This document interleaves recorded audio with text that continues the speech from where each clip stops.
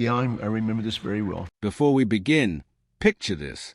A man who trained directly under Bruce Lee, who lived in his inner circle, who saw things the world still argues about today. And for decades, he stayed quiet. Until now. Because what Dan Inosanto finally revealed about Bruce Lee is not what most fans expected. Not even close. And by the end of this video, you may completely change how you see Bruce Lee and the legacy he left behind.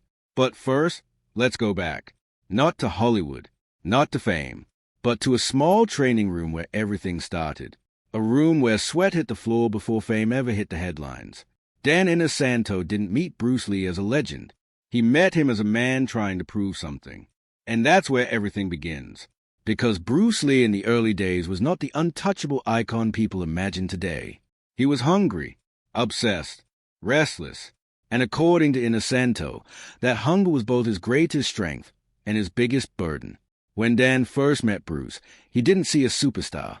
He saw someone constantly thinking, not just fighting, but analyzing every movement like a scientist trapped inside a fighter's body. Every punch had a reason. Every kick had a philosophy behind it. But what shocked Dan most wasn't Bruce's skill. It was his mind. Bruce didn't just want to fight better. He wanted to understand fighting itself. And that obsession changed everything. But here's where things start to get interesting. Because people today think Bruce Lee had a fixed style. But Dan Inosanto says that's completely wrong. Bruce didn't believe in styles at all. He believed styles were traps, boxes that limited human potential. And he would often say something that stayed with Dan forever. Be like water. But what most people don't understand is what that actually meant in real training. It wasn't poetic. It was brutal. It meant adaptability. It meant destroying habits. It meant never becoming predictable. And Bruce expected the same mindset from everyone around him, including Dan. And that's where Dan's real journey begins. Because training with Bruce Lee wasn't comfortable. It wasn't traditional. And it definitely wasn't easy. There were days when Bruce would change drills mid-session just to test reaction under pressure. Other times, he would break down a single movement for hours, not because it was difficult, but because he wanted perfection and efficiency. No wasted motion. No ego. No excuses. But what many people don't realize is that Bruce was also experimenting constantly. Jeet Kune Do was not a finished system. It was evolving every single day. And Dan Inosanto was one of the very few people who saw that evolution up close. But then something happened that changed everything. Bruce Lee started becoming famous. Movies, fame, attention. And suddenly, the energy around him shifted. People didn't just see a martial artist anymore. They saw a symbol, and that created pressure Bruce never fully escaped. According to Dan, Bruce became more intense during this period. Not less, more focused, more demanding, more isolated. Because now he wasn't just training for himself. He was representing something much bigger. A new way of thinking, a challenge to tradition, a disruption to centuries of martial arts culture. And not everyone accepted it. In fact, many people criticize him heavily, even challenge his ideas publicly. But Bruce didn't care about approval. He cared about truth and movement. Still, fame has a cost. And Dan Inosanto noticed something important. Behind the confidence people saw on screen, there were moments of deep reflection. Bruce would often question whether people truly understood what he was trying to build. Not a style, not a brand, but a philosophy. And this is where the story takes a more emotional turn, because Dan reveals something most fans never consider. Bruce Lee was not trying to become untouchable. He was trying to become free. Free from limitation. Free from tradition. Free from expectation. But freedom, in Bruce's world, came with pressure, because the more you remove structure, the more responsibility you carry for your own evolution. There is no guide, no system to fall back on. Only constant self-improvement. And that kind of mindset is mentally exhausting. Dan noticed it in small moments. The way Bruce observed everything around him. The way he questioned even his own techniques. The way he pushed others to think instead of copy. But then comes a part people often misunderstand about Bruce Lee. Many assume he was always confident, always dominant, always in control. But Dan Inosanto suggests something more human. Bruce was constantly testing himself. Even in conversations, even in casual training, he wasn't trying to prove he was the best. He was trying to remove the idea of best altogether. Because once you believe you are the best, you stop growing. And Bruce refused to stop growing. Now, here's where things get even more interesting. Because Dan also talks about how people around Bruce changed as his fame increased. Some admired him, some misunderstood him, and some tried to copy him without understanding him. And that frustrated Bruce more than anything. Because imitation, to him, was the opposite of understanding. He didn't want followers. He wanted thinkers. And that's why Dan Inosanto became so important in his circle. Because Dan didn't just copy. He learned, questioned, and adapted. That made Bruce trust him deeply. But even with that trust, Bruce remained unpredictable. One moment he could be warm and playful. The next moment, deeply serious about training philosophy. And that duality is something Dan remembers clearly. Not a perfect myth, but a real human being with intensity on every level. Then comes a question that everyone eventually asks. Was Bruce Lee really as unstoppable as people believe? And this is where Dan's perspective becomes crucial. Because instead of building a myth, he breaks one. Bruce was incredibly skilled. Yes, but more importantly, he was constantly evolving, which means he was never finished, never complete, never frozen in time. And that's why comparing him to modern fighters or martial artists is almost impossible. Because Bruce wasn't building a system to compete in. He was building a way of thinking, a way of seeing movement itself. And that's why his influence is still alive today. Not because of techniques, but because of mindset. But there's one more thing Dan emphasizes that often gets ignored. Bruce Lee was deeply aware of time, not in a philosophical cliché way, but in a physical, practical sense. He trained like every second mattered, because to him, improvement wasn't optional. It was constant, and that urgency shaped everything he did, even his films, even his public image, even his conversations. But behind all of that, Dan suggests something subtle yet powerful. Bruce was always aware that he didn't have unlimited time to express everything he wanted to express, and that created a sense of intensity that people around him could feel. Now, as we move toward the end of this story, there's something important to understand. What Dan Inosanto reveals is not a scandal, not a secret, not a shocking hidden truth. It's something more valuable. It's perspective. Because legends often get simplified, turned into symbols instead of humans. But Bruce Lee, according to Dan, was never meant to be a statue. He was meant to be a question, a challenge, a reminder that limits are often self-created, and that real strength is not in copying greatness, but in discovering your own version of it. So when Dan Inosanto speaks about Bruce Lee, he isn't exposing something hidden. He is restoring something lost. The human side, the evolving mind, the restless learner. And maybe that's the real truth fans were never ready for. Not that Bruce Lee was perfect, but that he was always in progress, always learning, always becoming. And that might be the most powerful legacy of all. Because while techniques fade and styles disappear and trends change, a mindset like that never dies. It spreads, from teacher to student, from generation to generation. And if there's one thing Dan Inosanto wants the world to understand, it's this. Bruce Lee was not the destination. He was the beginning of a new way of thinking. And the moment you understand that, you stop watching Bruce Lee as a legend and start understanding him as a mirror asking you one question.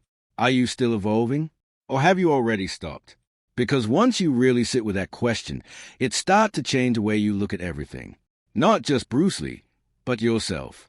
And this is exactly why Dan Inosanto's perspective carries so much weight. Because he wasn't a fan watching from a distance. He was there, in the room, in the training, in the silence between the movements. And according to him, some of the most important lessons Bruce Lee ever gave were never spoken loudly.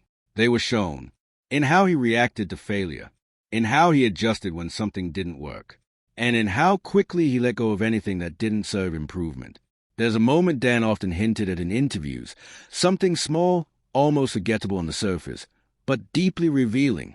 Bruce would sometimes stop a technique mid-execution, not because it looked wrong, but because it felt inefficient. That word, inefficient, was almost like a trigger for him. If something wasn't direct, wasn't clean, wasn't functional, he would abandon it instantly.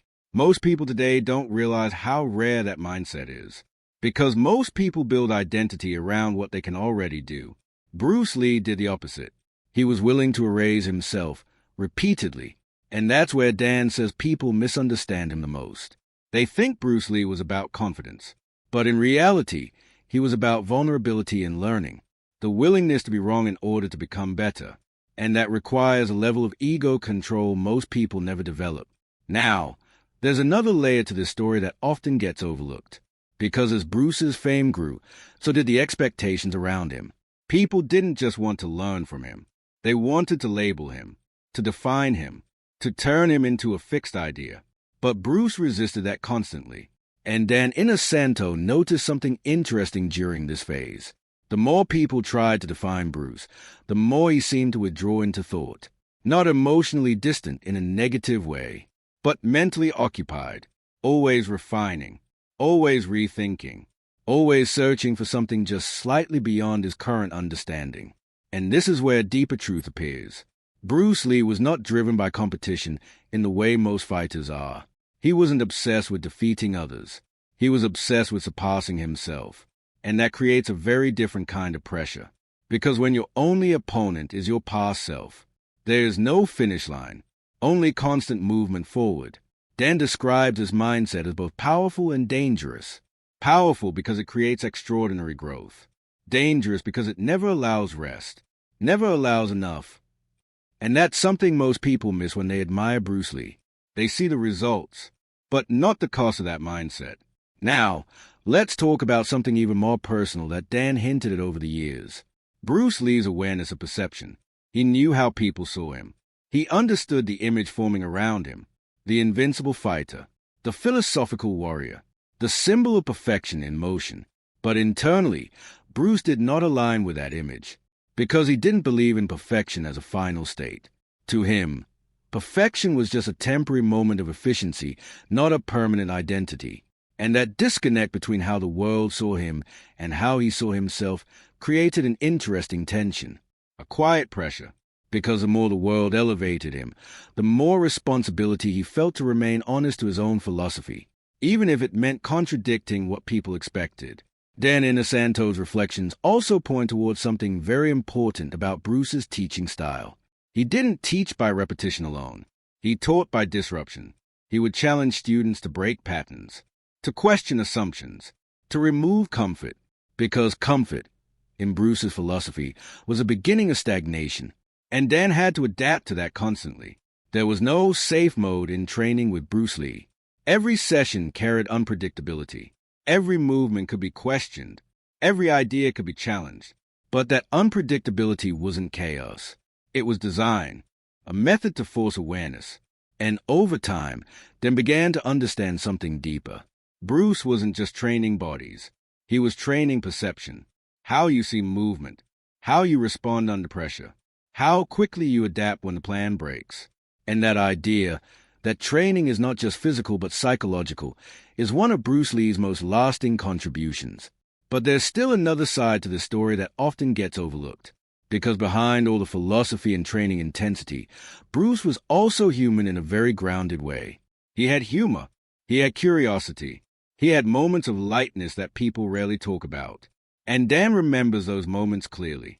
Times when training would pause because of laughter, or when a small realization would completely shift the mood in the room. These moments mattered because they showed balance. Bruce was not just intensity. He was awareness in motion. And that balance is what made him so influential to people like Dan Inosanto. Because Dan didn't just learn techniques from Bruce. He absorbed a way of thinking that could be applied everywhere, not just in fighting, in learning, in discipline, in life decisions, in personal growth.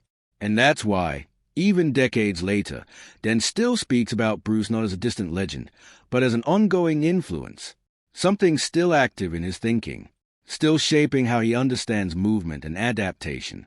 And this brings us to a final realization that ties everything together. The truth Dan Inosanto reveals about Bruce Lee is not a secret hidden from the world. It's something much simpler, but harder to accept. Bruce Lee was not a fixed identity. He was a process, a constantly evolving mind inside a constantly changing body. And if you try to freeze him into a single image, you lose what made him powerful in the first place. Because his greatness was never in being complete. It was in refusing completion. So when people ask what Dan Inosanto finally revealed, the answer is not a scandal, not a shock, not a hidden fight story. It is this: Bruce Lee was human, but he refused to stop growing like one. And that is where his legacy truly lives. Not in imitation, not in myth, but in motion. And maybe that the real challenge left for everyone watching today. Not to become Bruce Lee, but to ask yourself honestly, where in your life have you stopped evolving? And what would happen if you didn't stop yet? Because according to Dan Inosanto, Bruce Lee never did. Because in the end, Bruce Lee didn't leave behind a style. He left behind a challenge. Never stop becoming.